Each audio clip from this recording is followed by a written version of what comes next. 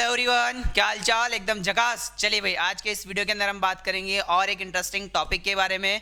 इसके previous video के अंदर मैंने आपको सदिश क्या होता है, सदिश के प्रकार के बारे में, फिर सदिश को हम कैसे जोड़ सकते हैं, सदिशों का त्रिभुज योग नियम तथा दो सदिशों का अदिश गुणनफल कैसे होता है, यहाँ तक की हमने चर्चा यहाँ पर कर ली थी।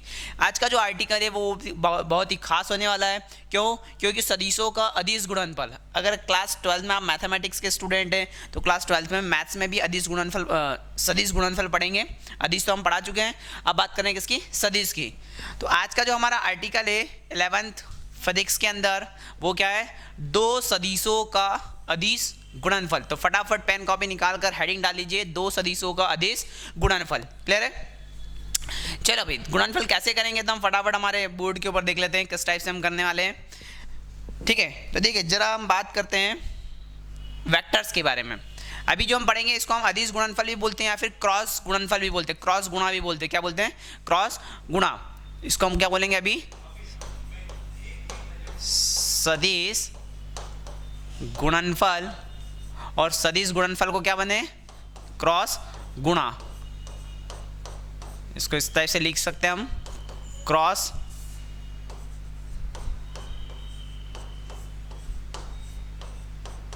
गुणा। ठीक है ना? क्या करेंगे हम? एक तरह से क्रॉस गुणा। इसके प्रीवियस वीडियो के अंदर मैंने आपको क्या बताया था? डॉट गुणा करना सिखाया था। अब देखिए यहाँ पे दो चीज आएगी कि जैसे मान लीजिए एक सदिश मेरे पास इधर है, एक ए स्थिति सदिश इधर है और इसका बी स्थिति सदिश इधर है। किधर है? इस तरफ है। इन दोनों के बीच में कोण बन रहा है कितना? थीटा। कितना बन रहा है? थीटा। अगर मैं ए का बी में गुणा करता हूँ, क्या करता हूँ? ए का बी में गुणा करता हूँ, और वो भी कौन सा गुणा? सदिश गुणा। तो ए क्रॉस बी, देखिए बीच में मैंने क्रॉस का सिंबल लगाया, क्रॉस का चिन्ह लगाया ना, तो ए क्रॉस बी बराबर ये हो जाएगा A B sine theta into N cap. वहां पर जब हम डॉट गुणा की बात करी थी वहां पर क्या रहा था? हमारे पास कॉस थीटा रहा था। लेकिन यहां पर मैं ए का बी में जब क्रॉस गुणा करूंगा तो यहां पर मेरे पास आएगा A B sine theta into N cap.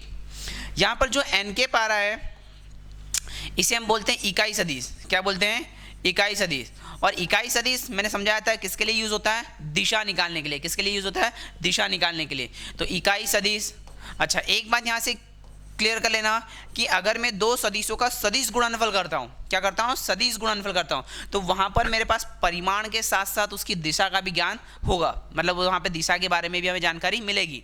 लेकिन अदिश गुणनफल के अंदर हमने क्या करा था कि केवल हमें परिमाण मिलता था, दिशा के बारे में कोई जानकारी नहीं होती थी। लेकिन सदिश में हमें क्या मिलेगा?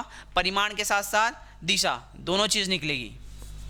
एक तो हमें परिमाण भी हम निकाल सकते हैं इसका, जो भी आंसर आएगा हमारे पास, और उसके साथ साथ हम क्या निकाल सकते हैं?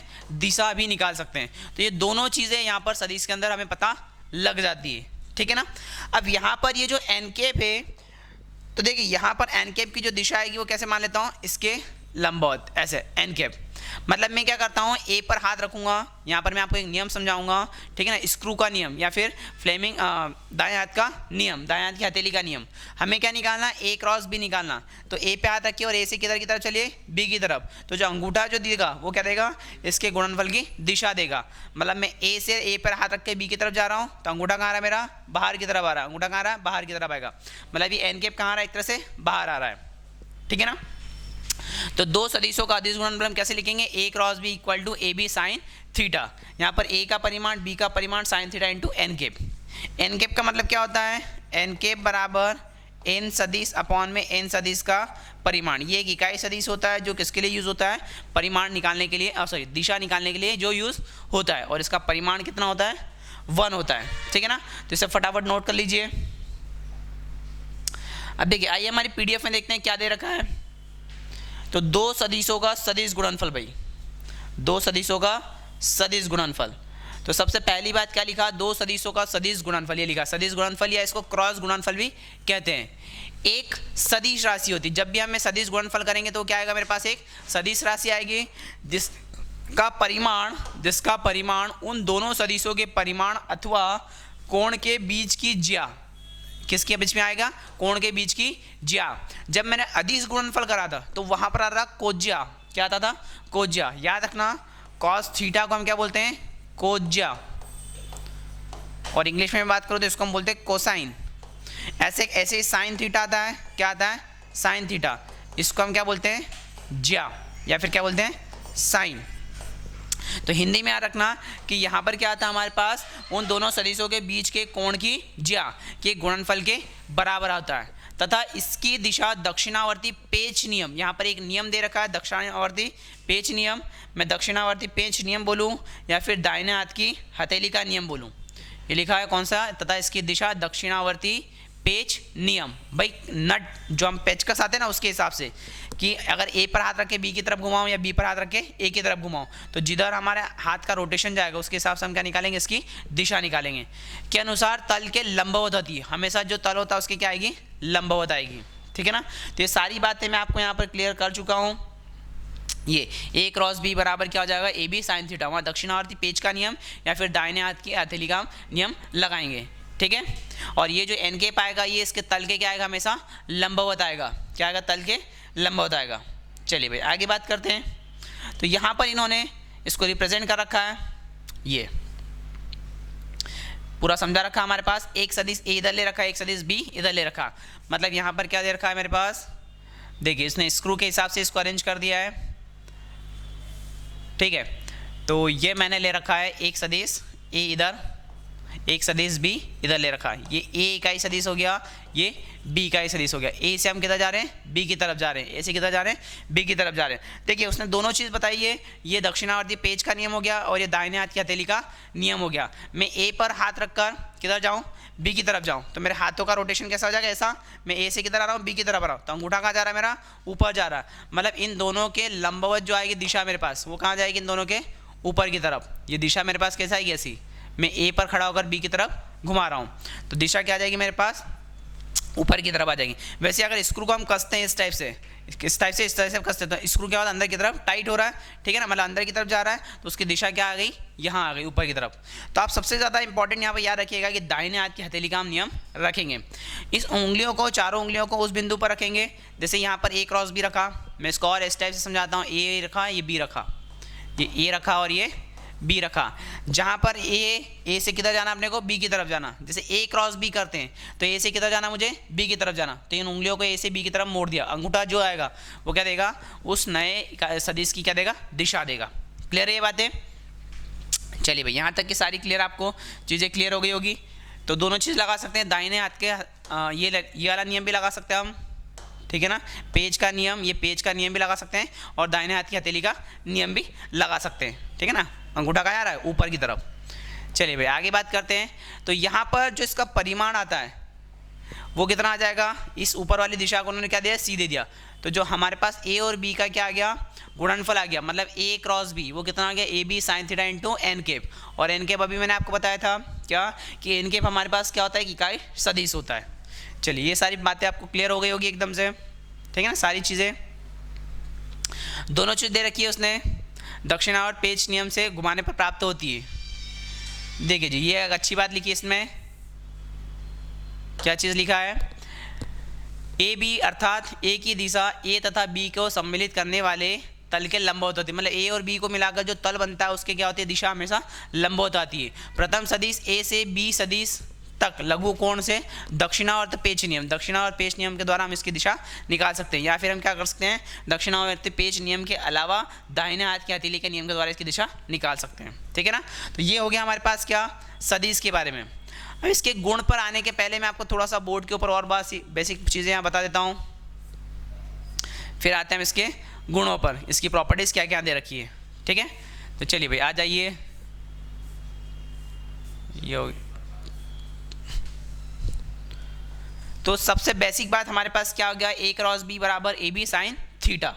अब दूसरी बात आती है कि अगर मुझे थीटा निकालना हो, ये तो मेरे पास ए क्रॉस बी आ गया, ठीक है ना। अभी ए क्रॉस बी निकालना भी मैं सिखा देता हूँ आपको। जैसे मान लीजिए मेरे पास एक सदिश ए दे रखा है, तो पहले हम ए क्रॉस बी कैसे निकालते हैं उसके बारे में बात कर लेते हैं। ए सदिश मैंने मान लिया क्या, एक्स आई केप, ठीक है ना, या फिर उसको ऐसे लिख लेते हम, ये मेरे पास ए सदिश कितना हो गया, ए x I cap plus A Y J cap plus A Z के केप, ये मेरे पास एक ए सदिश आ गया।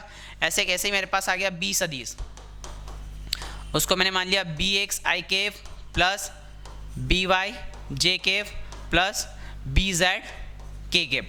हमें करना है क्या है, ए का बी में गुणा करना है, ए का बी में क्या करना है, गुणा करना है। तो पहले मैंने लिखा ए क्रॉस बी, क्या लिखा, ए का बी में गुणा करना है, तो जो पहले जिसका जिसमें करना है तो उसको पहले लिखा मैंने, ठीक है ना। इसके बाद क्या करना है आपको, यहाँ पर दो ऐसी पैरेलल लाइन खींचना है इस तरीके से। अगर आप कक्षा 11वीं में, पहले 11th में पहले मैट्रिक्स होता था, सारणिक वाला चैप्टर 11वीं में होता था, 12वीं में हो गया है, ठीक है ना। तो यहाँ पर ये मेथड जो मैं आपको बता रहा हूँ ये सारणिक के अंदर भी आती है। तो अगर मैथ्स के विद्यार्थी है तो आपको बहुत अच्छे से आता होगा, बायोलॉजी के तो इसको बड़ा अच्छे से सुनिएगा। सबसे पहले मुझे क्या लिखना है, यहाँ पर 3 दिशा आ रही है, एक आई आ रहा है, जी आ रहा है और के आ रहा है। तो सबसे पहले यहाँ पर आपको 2 लाइन बनाना है, उन दोनों लाइनों में यहाँ पर सबसे पहले आई जे और के लिखना।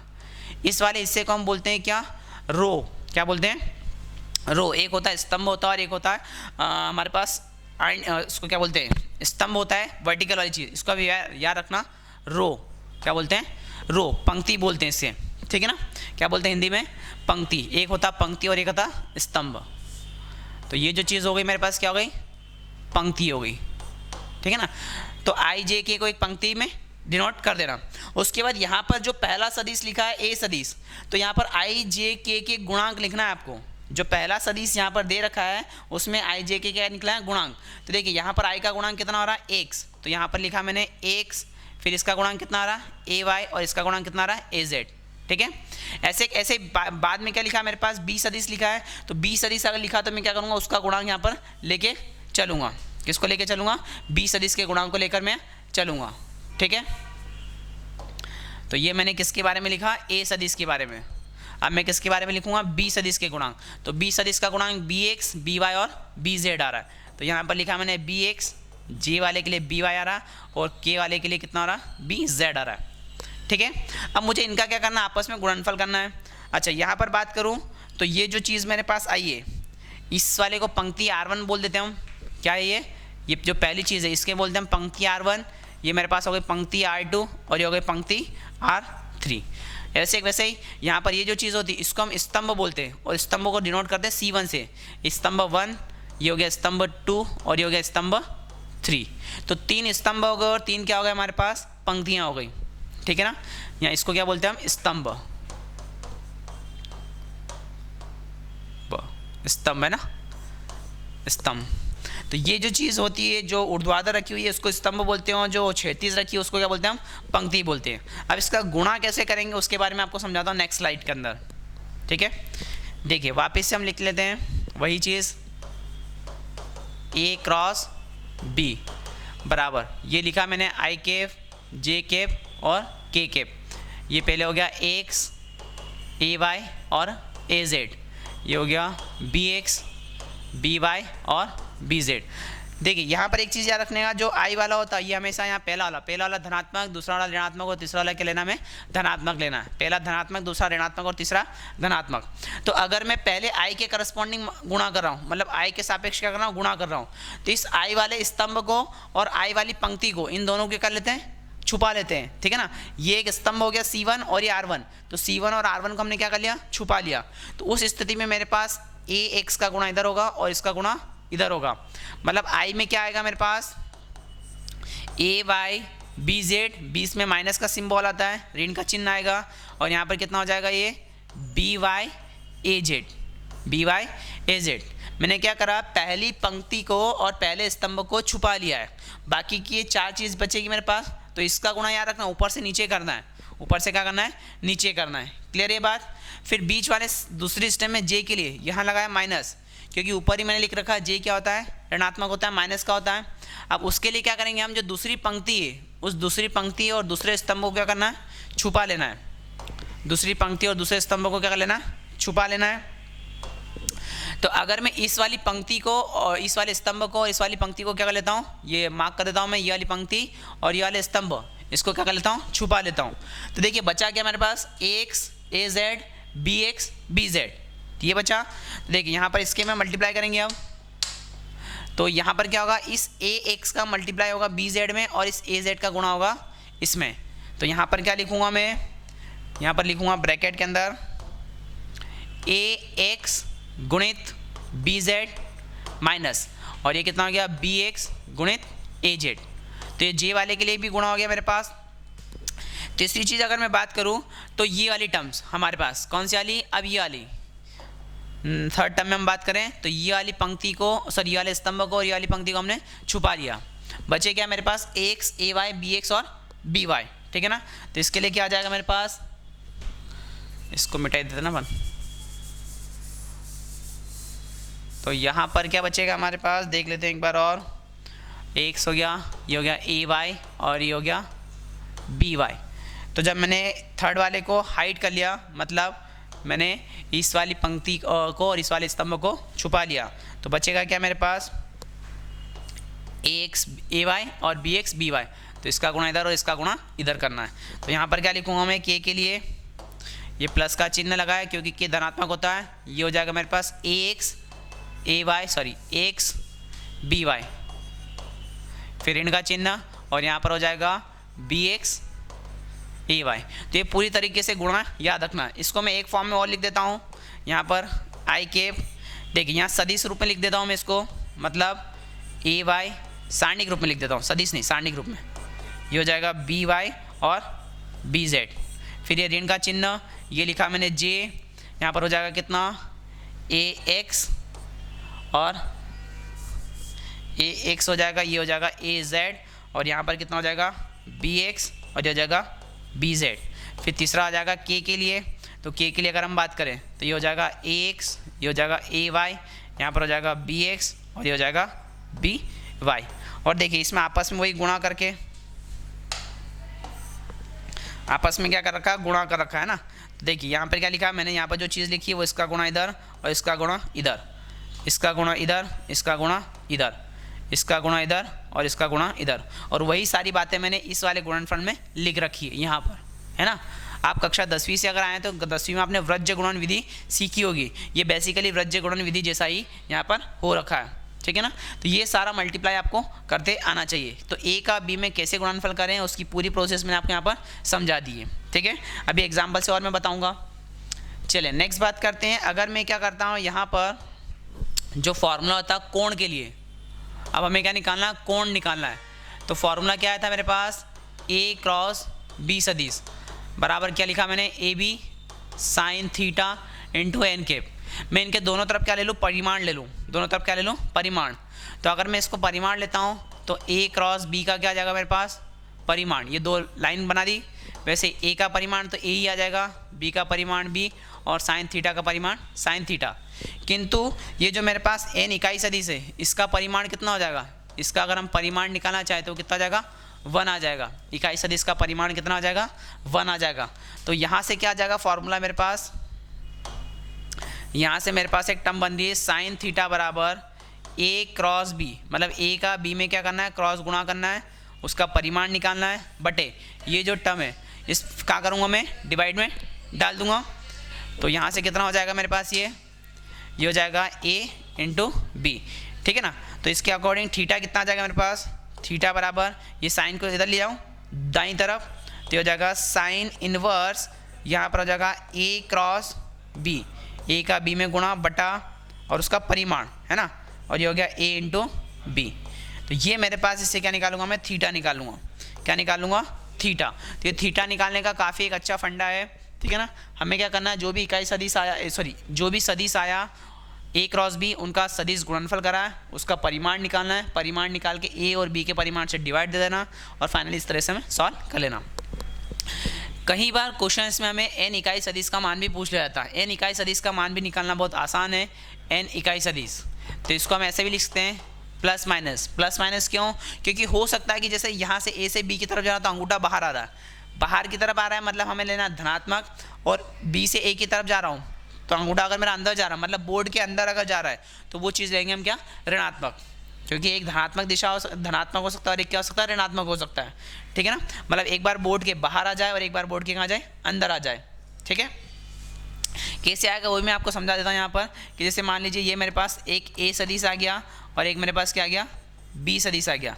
अब मुझे इसकी दिशा लेना है तो मैंने क्या करा, a पर हाथ रखा और b की तरफ ले रहा हूँ, तो अंगूठा कहाँ जा रहा है, अंदर की तरफ। मतलब यहाँ पर थीटा मेरा रोटेशन ऐसा रहा है, तो थीटा अगर कैसा है, दक्षिणावर्त दिशा में, थीटा कैसी दिशा में, दक्षिणावर्त दिशा में, तो वो क्या लेंगे हम, ऋणात्मक। मतलब यहाँ पर एन कैप का मान क्या जाएगा, ऋणात्मक। अंदर की तरफ। और वैसे के वैसे ही अगर सेम चीज़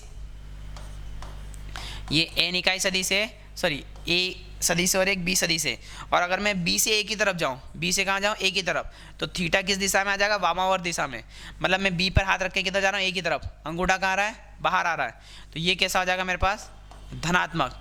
और इसकी दिशा क्या हो गई मेरे पास, वामावर्त।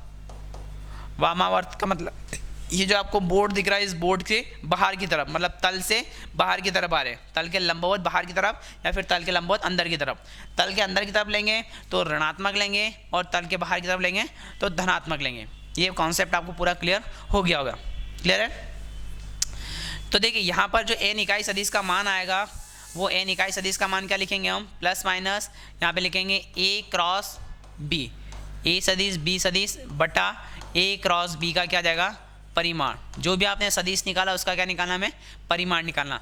तो इस वाले फॉर्मूले के द्वारा हम क्या निकाल सकते हैं, उन सदिशों का एक इकाई सदिश भी निकाल सकते हैं। मतलब इकाई सदिश का अगर मान पूछा जाए और आपको a सदिश और b सदिश दे रखा हो, तो यूज बाय दिस फॉर्मूला आप इसका मान बता सकते हैं और उसकी दिशा भी बता सकते हैं, a का b में आ रहा है या b का a में आ रहा है। ठीक है ना? तो यहाँ पर दो फंडे मैंने आपको क्लियर कर दिए, कौन निकालते कैसे हैं, इकाई सदिश हम कैसे निकालेंगे। ठीक है? अब चलिए आ जाइए इसके गुण के ऊपर हम बात कर लेते हैं। तो बेसिकली इसके जो गुण हैं, आगे बढ़ते हैं स्लाइड में। अब आ जाते हैं गुण पर। ठीक है ना? तो बेसिक चीज़ें मैंने आपको समझा दी है। अगले हेडिंग डाल लीजिए क्या, कि सदिशों के सदिश गुणनफल के गुण, सदिशों के सदिश गुणनफल। ठीक है ना? तो सबसे पहला गुण की बात करें तो पहला गुण क्या है, दो सदिशों का सदिश गुणनफल सदैव सदिशों को सम्मिलित करने वाले तल के लंबवत होता है। मतलब यहाँ पर जो भी इनका गुणनफल आएगा वो हमेशा क्या आएगा, उस तल के लंबवत आएगा। तल के क्या आएगा, लंबवत आएगा। फिर से एक बात बताता हूँ मैं, ये a हो गया, ये b हो गया, ये a सदिश हो गया, ये b सदिश हो गया। मान लीजिए कि इस तरीके से ये ऐसे रखे हुए हैं ना, ये a मान लिया और ये b मान लिया। a से जा रहा हूँ b की तरफ, तो अंगूठा कहाँ आ रहा है मेरा, ऊपर की तरफ। दाहिने हाथ का नियम लगाना है ना, दाहिने हाथ का नियम। a से जा रहा हूँ b की तरफ, a से जा रहा हूँ b की तरफ, अंगूठा कहाँ है, ऊपर की तरफ। तो ये a b मिलाकर एक तल बन गया, ये मेरे पास ये एक तल है। ठीक है ना? इस तल के कहाँ जा रहा है, अंगूठा ऊपर की तरफ। तो हमेशा इसकी जो दिशा आएगी वो क्या आएगी, उस तल के लंबवत। या फिर मैं इसका उल्टा लूँ, मैं b पर हाथ, इस पे हाथ रख के इधर लूँ। ठीक है ना? b पर हाथ रख के, ये इस टाइप से आपको दिख रहा होगा, ये ऐसे अगर करता तो अंगूठा मेरा कहाँ जा रहा है, इधर की तरफ। या फिर ऐसे लेता तो अंगूठा कहाँ आ रहा है, कैमरे की तरफ आ रहा है। तो उस कंडीशन में जो इसकी दिशा आएगी वो क्या आएगी, तल के लंबवत आएगी। तो ये पहला जो पॉइंट है वो हमेशा याद रखना। ठीक है ना? दोनों सदिशों को सम्मिलित करने वाले तल के लंबवत। मतलब यहाँ पर a से b की तरफ अगर जाता हूँ तो उसकी दिशा कहाँ जाएगी, ऊपर आ जाएगी। ठीक है ना? दिशा कहाँ जाएगी, ऊपर आ जाएगी। तो आई होप पहला पॉइंट आपको क्लियर हो गया होगा पूरा। चलिए भाई सेकंड पॉइंट पे बात करते हैं। सेकंड पॉइंट भी बहुत इंपॉर्टेंट है हमारे पास, ये वाला। ठीक है ना? कि दो सदिशों का जो गुणनफल है वो क्रम विनिमय नियम का पालन नहीं करता है। मैंने आपको अदिश गुणनफल में सिखाया था कि क्रम विनिमय नियम का पालन अदिश गुणनफल करता है। मतलब क्या है कि अगर मैं a सदिश का b सदिश में डॉट गुणा करता हूँ और b सदिश का a सदिश में डॉट गुणा करता हूँ, तो इन दोनों का मान क्या आएगा, बराबर आएगा। ये हमने किस में बात करी थी, अदिश गुणनफल में। किस में बात करी थी, अदिश गुणनफल में, है ना? पर सदिश गुणनफल में ऐसी कोई चीज़ नहीं होती है। अगर मैं a का सदिश गुणा करता हूँ b में और b का सदिश गुणा करता हूँ a में, तो ये दोनों आपस में बराबर नहीं आएंगे, दोनों आपस में बराबर नहीं आएंगे। दूसरी बात, इनका परिमाण आपस में बराबर हो सकता है, परिमाण आपस में बराबर हो सकता है, लेकिन इनकी दिशाएं कभी बराबर नहीं होगी। ठीक है ना? तो ये बात ध्यान रखिएगा। तो ये पॉइंट को वापस से मैं एक्सप्लेन बताता हूँ कि a का आपको क्या करना, b में सदिश गुणा करना। मतलब a का सदिश गुणा करा मैंने किस में, b में, और वही चीज़ अगर मैंने b का सदिश गुणा करा किस में, a में करा। ठीक है ना? तो इन दोनों की दिशा के हिसाब से ये दोनों चीज़ बराबर नहीं होगी। किंतु यहाँ पर एक बात लिख सकता हूँ मैं क्या, कि ये बात लिखिए कि इनका जो परिमाण आएगा, a का b में गुणा करने पर जो आंसर आ रहा है, या b का a में गुणा करने पर, सदिश गुणा करने पर जो आंसर आ रहा है, जो परिमाण आएगा वो क्या होगा, बराबर होगा। मतलब a क्रॉस b बराबर mod of b cross a लिखा है इन्होंने। अगर आपने क्या करा, इसको अगर आपको बराबर करना है, इसको क्या करना है, अगर बराबर करना है, ये जो टर्म लिखी है ना, इस टर्म को आपको क्या करना है, बराबर करना है। तो हम क्या करेंगे, b क्रॉस a के आगे क्या लगाते हैं, ऋण लगा दें। तो ऋण लगाने के बाद जो a क्रॉस b की दिशा ही है, वही b क्रॉस a की भी क्या आ जाएगी, दिशा आ जाएगी। मतलब ऋण लगाकर आपने वापस से उसको उसी दिशा में ले आए। ठीक है? तो यहाँ पर ये लिख सकते हैं आप, ये बात क्या लिखी है, ए क्रॉस बी, और यहाँ पर मैंने क्या करा, बी क्रॉस ए के आगे क्या लगा दिया, ऋण लगा दिया, क्या लगा दिया, ऋण लगा दिया। तो ये दोनों इस कंडीशन में बराबर हो सकते हैं, है ना, इस कंडीशन में दोनों क्या हो जाएंगे, एक दूसरे के बराबर हो जाएंगे। तो ये बात ध्यान रखिएगा, ठीक है ना।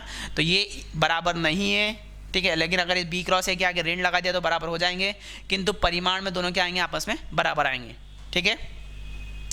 चलिए जी आगे बढ़ते हैं हम आगे।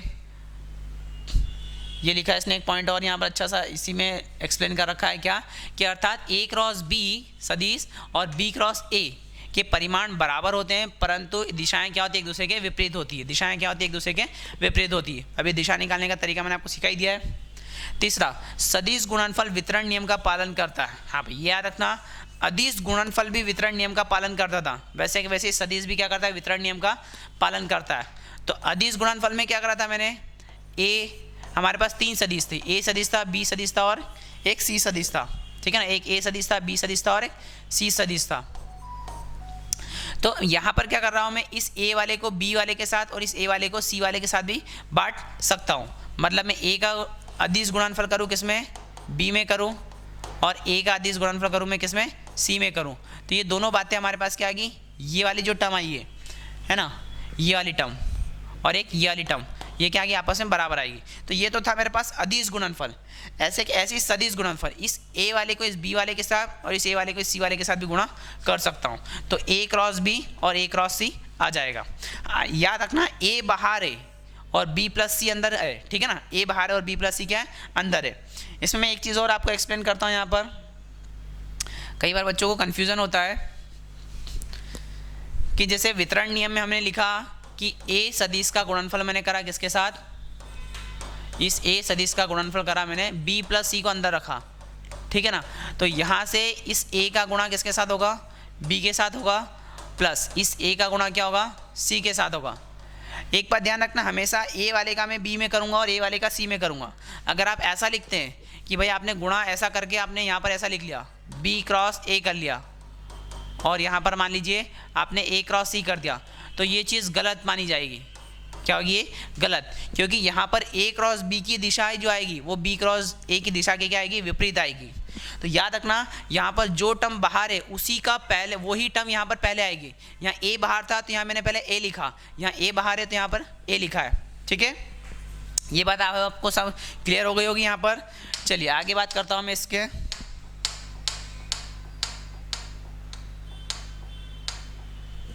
ठीक है, ये हो गया सी सदिश, ये चीज़ नहीं लिखेंगे, ठीक है।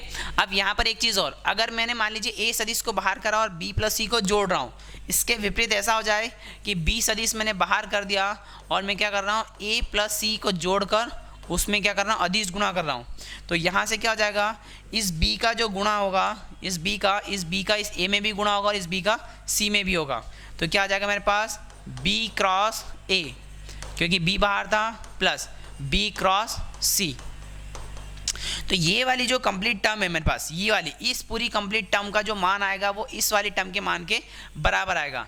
लेकिन अगर कोई बच्चा ये कहता है कि सर ये वाली टर्म इस वाली टर्म के बराबर हो जाए, तो ऐसा ये चीज़ गलत है, ठीक है ना। मतलब अगर मैंने क्या करा, ए को बाहर रखा और बी प्लस सी को अंदर करा, है ना, और इसका उल्टा लिखा क्या, ये बी बाहर है और हमने क्या करा, ए प्लस सी को क्या रखा, अंदर रखा। तो ये दोनों का मान जो है वो बराबर कतई नहीं आएगा, इन दोनों का मान कभी भी बराबर नहीं आएगा। ऐसे के ऐसे अगर मैं बात करूं, सी को मैंने बाहर कर लिया और सी को बाहर करा और यहाँ पे क्या लिख लिया मैंने, ए प्लस बी को जोड़ दिया, तो यहाँ पर इनका जो गुणनफल होगा वो आपस में बराबर नहीं होगा। इस पॉइंट को याद रखिएगा, कई बार बच्चों को मिसकन्फ्यूजन होकर वो तीनों को बराबर कर देते हैं, ठीक है ना। तो मैं यहाँ b प्लस सी को जोड़ रहा हूँ और उसमें a का सदिश गुणनफल कर रहा हूँ, यहाँ पर a प्लस सी को जोड़ रहा हूँ और उसमें b का सदिश गुणनफल कर रहा हूँ, ठीक है ना। और यहाँ पर a और b को जोड़ रहा हूँ और उसमें c का क्या कर रहा हूँ, सदिश गुणनफल कर रहा हूँ। तो ये बातें तीनों आपस में बराबर नहीं है।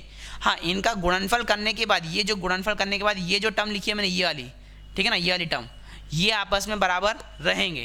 क्लियर है? तो ये कॉन्सेप्ट आपको पूरा क्लियर समझ में आ गया होगा। चलिए भाई वापस आते हैं हमारी पीडीएफ के ऊपर। सदिश गुणनफल वितरण नियम का पालन करता है, ये सारी बातें इन्होंने बता दी हमने अभी, नियम करता है जबकि सदिशों का क्रम वही रहे। क्रम वही रहे मतलब ए का बी में कर रहे हैं तो ए पहले आएगा और एक का सी में आएगा, ये देखिए क्रम वही लिखा है इन्होंने, ठीक है।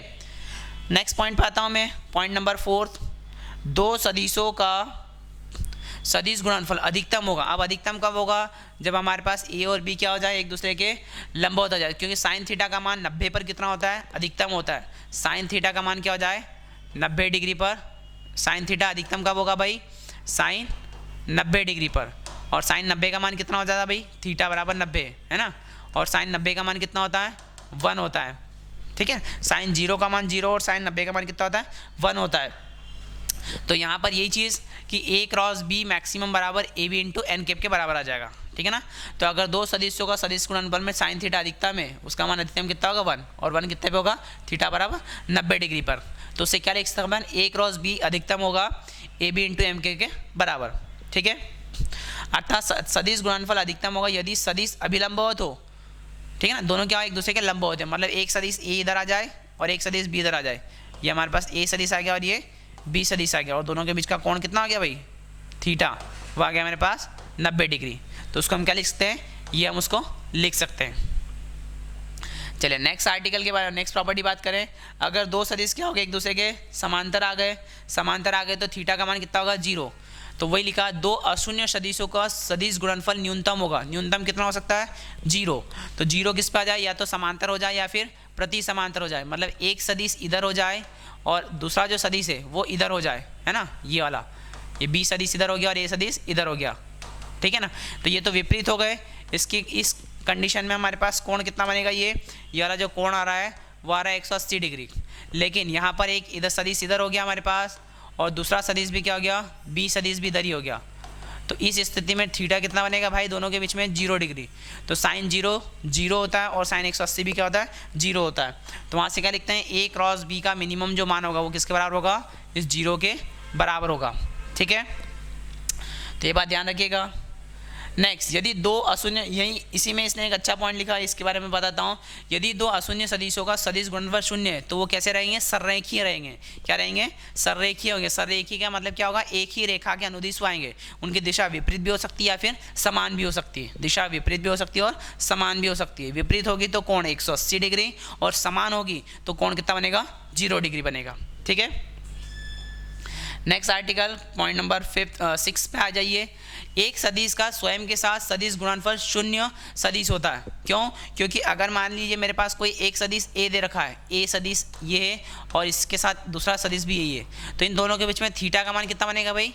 0 डिग्री बनेगा। तो 0 बनेगा तो यहाँ पर कितना हो जाएगा? ए क्रॉस ए, क्या हो जाएगा? ए सदिश क्रॉस ए सदिश। तो मान लीजिए इसका परिमाण तो अभी ए ही मान लेता हूँ, ए इंटू यहाँ पर आ गया कितना? साइन 0। तो साइन 0 का मान कितना हो गया? 0 हो गया। तो ए इंटू 0, तो ये पूरी टर्म क्या हो जाएगी मेरे पास? 0 हो जाएगी। तो किसी सदिश का अगर उसी सदिश के साथ सदिश गुणनफल करता हूँ तो उसका मान कितना होता है? 0। याद रखिए, एन क्रॉस एन कैप कितना होता है? 0। तो यहाँ पर ए का ए में अगर गुणा करा तो कितना हो जाएगा मेरे पास? 0 हो जाएगा, ठीक है। तो इसी आधार पर हमारे पास 3 इकाई सदिश आते हैं। कितने आते हैं? 3 इकाई सदिश। देखिए यहाँ पर डिनोट कर रखा है इसने, ये आई कैप आ गया, ये जे कैप आ गया और ये के कैप आ गया। तो अगर मैं आई वाले का आई के साथ करूँ, जे का जे के साथ करूँ और के का के साथ करूँ तो इन तीनों का गुणनफल कितना आएगा? 0। इसी के समांतर अगर हमने अदिश में बात कर दी, किसमें? अदिश में। आई का आई के साथ अदिश गुणनफल वो 1 आया था, ऐसे ही जे का जे में अदिश गुणनफल भी 1 आया था, और ऐसे ही के का के में अदिश गुणनफल कितना आया था? अदिश। लेकिन सदिश गुणनफल कितना होता है? 0 होता है। ये बात ध्यान रखिएगा अच्छे से, है ना। चलिए इसी के साथ साथ अगर हम क्या करते हैं, इसके लंबवत सदिश ले लेते हैं, मतलब आई का जे में करें, जे का के में करें। तो ये ट्राइंगल याद रखिएगा, ये वाला ट्राइंगल है ना, हमेशा हमें ऐसे चलना है। तो आई का अगर मैं इस आई वाले का गुणा किस में करता हूँ? इस जे वाले में करता हूँ, तो इसके बाद जो दिशा बची वो हमारे पास उसका आंसर आ जाएगा। मतलब अगर मैंने आई का गुणा किस में करा? आई गुणित जे करा, एक इकाई सदिश है तो इसका परिमाण 1 हो गया, इसका परिमाण भी 1 हो गया, और साइन कितना हो गया? 90 डिग्री हो गया। साइन कितना हो गया? 90 डिग्री। और यहाँ पर परिणामी सदिश क्या आ जाएगा? के दिशा आ जाएगी, क्या आ जाएगा? के कैप। तो ये आ जाएगा मेरे पास 1 इंटू के कैप। तो ये आई क्रॉस जे कितना हो जाएगा? आई का जे में लिखेंगे तो आई क्रॉस जे बराबर आ जाएगा के कैप, ठीक है ना। मतलब आई का जे में करोगे तो कितना आ जाएगा, के आ जाएगा। ऐसे ही जे का गुणा हमने किस में करा, के सदिश में करा, तो आ जाएगा आई केप। कैसे आएगा, देखिए ये जे हो गया और इसका गुणा के में करा, इस जे का करा के में, तो बचा क्या मेरे पास, आई बचा ना। जे का के में कर रहा हूँ तो क्या बच रहा है, आई बच रहा है। इसी आधार पर अगर इस के वाले का गुणा मैं इस आई वाले के साथ करता हूँ, है ना, इस के का गुणा किसके साथ करता हूँ, इस आई के साथ करता हूँ, तो बच क्या गया मेरे पास, जे। तो क्या आ जाएगा मेरे पास आंसर, वहाँ जे आ जाएगा। तो ये दूसरा वाला। और ऐसे ही आपने लिखा के क्रॉस आई, तो उसका मान कितना आ जाएगा, जी आ जाएगा। कितना आ जाएगा, जी आ जाएगा, है ना। तो ये तीनों बातें याद रखिएगा कि आई का गुणा जे में करा तो के आएगा, जे का के में करा तो आई, और के का आई में करा तो जी आ जाएगा। ठीक है, देखिए यहाँ पर ये दे रखा है पूरा कंप्लीटली, ये चीज़ लिखा। आई का गुणा जे में करोगे तो के केप, जे का के में करा तो आई केप, और के का आई में करा तो जे केप। इसका उल्टा अगर आपने कर लिया, डायरेक्शन को चेंज कर लिया, मतलब जे क्रॉस के कर दिया या जे क्रॉस आई कर दिया, तो देखिए यहाँ माइनस लगा दिया है, माइनस, है ना। याद रखना दिशा क्या हो जाएगी, पलट जाएगी। वैसे ही के का जे में करा तो क्या आ जाएगा, माइनस आ जाएगा ना, और आई का के में करा तो क्या आ जाएगा, माइनस आएगा। तीनों बातें बहुत ही इंपॉर्टेंट है, याद रखना। इसी के साथ साथ अदिश गुणनफल मैंने आपको बता दिया था कि अगर आई का आपने जे के साथ करा तो आएगा 0, जे का आपने करा के साथ तो आएगा 0, और के का आपने करा आई के साथ तो 0। अगर ये अभिलंब सदिश है तो cos 90 का मान कितना हो जाएगा, 0 डिग्री। ठीक है ना। तो अदिश गुणनफल में तीनों का गुणनफल कितना आएगा, डॉट गुणा 0 आएगा। ठीक है। और इसी के साथ इसका जो एक पॉइंट बचा हमारे पास, ये वाला पॉइंट नंबर 10। तो इस पॉइंट नंबर 10 के बारे में पहले ही चर्चा कर चुका हूँ कि कैसे हम इसका आपस में गुणनफल करेंगे। ठीक है ना। तो आज की इस वीडियो के अंदर इतना ही, जिसके अंदर मैंने पूरा सदिश गुणनफल के बारे में आपको चीज़ें बताई कि दोनों सदिशों का सदिश गुणनफल कैसे होगा, कैसे उसकी दिशा निकालेंगे, कैसे उसके परिमाण निकालेंगे, कैसे उसका कोण निकालेंगे। ठीक है ना। और कैसे वितरण नियम या क्रम विनिमय नियम का पालन वो करता है या नहीं करता है। ठीक है ना। और उसका गुणनफल भी कैसे करेंगे, इसके बारे में मैंने आपको सारी जानकारी इसमें दे दी। आप अगर चैनल पर नए हैं तो सब्सक्राइब करना ना भूलें, बेल आइकन को हिट करें ताकि नए वीडियोस के फटाफट नोटिफिकेशन आपके साथ आते रहे। और इस हिंदी मीडियम की सीरीज़ को, वीडियो को आप सभी के साथ शेयर करें। ठीक है ना। इसी के साथ ओके बाय।